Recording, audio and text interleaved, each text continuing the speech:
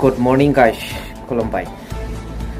थारैनो जुदि प्रमद बर' बिथांनि बिटिआर एकर्डआ लागु जामारदोंबा कनस्टिटिउसनेलि बियो एडप्टेड जामारदोंब्ला दिनै मानो एडमिट कार्डआव बिटिआर लिरनो हाया, दिनै मानो इलेक्सनखौ बिटिआर होनो हाया, दिनै मानो अफिसाव बिटिआर लिरनो हाया।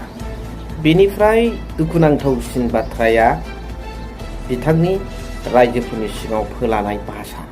बे भाषायासो बयनिख्रुइबो दुखुनांथावसिन नंथारैखौ फोसावनाय फोलानाय गोख्रों बड'लेण्ड दानायनि जेरावनाखि बयबो सुखु गोजोनै थांनानै थानो हायो होनदों। दा बेवहाय बड'लेण्डनि खोथाखौ बिथाङा लाबोनो समाया। बर्थमानाव अधिकार गैया आं बेखौ बुंनो थाङा, बयनिख्रुइ खबर नाजाव बिथाङा बुंनो समाया आं बेखौसो बुंगोन। आं अधिकार गैया होनाखै दे। मानो दुलाराय बर' फरायसा आफादाव थानानै समग्र बर' रायजो राजा अखल बड'लेण्ड ओनसोलावल' नङा, बुहुमनि जेसेबां बर' रायजो राजाफोर दं बेखौ लानानै नंखाय सिमां बिथाङा नुहोदोंमोन।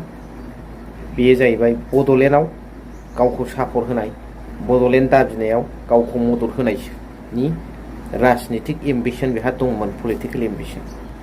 दा बेखौ मोगथाङाव जाफुंहोनो थाखाय बे बड'लेण्डखौ बिफ्लाबाय गावनि नेतृत्वआव मोनसे गोथार आफादाव थानानै गावखौ लिडारगिरि सिनायथि होनो थाखाय।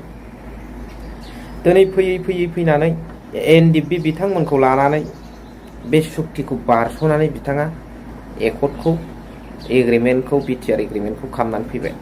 खालामबाय जाबायमोन, जा एसे मोनदों साबसिनखौ मोनबाय खोमा होननानै रायजो राजाफ्रा बयबो सानजोब्बाय। नाथाय बहा साबसिन, मोनफानि उनाव मोनफा मोनफानि उनाव मोनफा मोनफानि उनाव मोनफा सरखारनाव थांफिननायखौसो जों नुगासिनो दङ।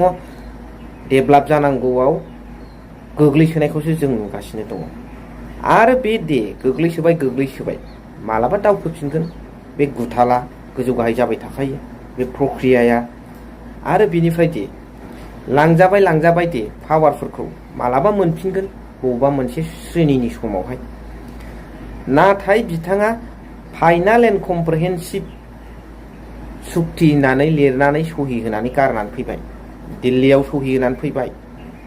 बे बिटिआरआखि बर'फोरनि फाइनाल एन्ड कमप्रिहेन्सिभ जाफेरो।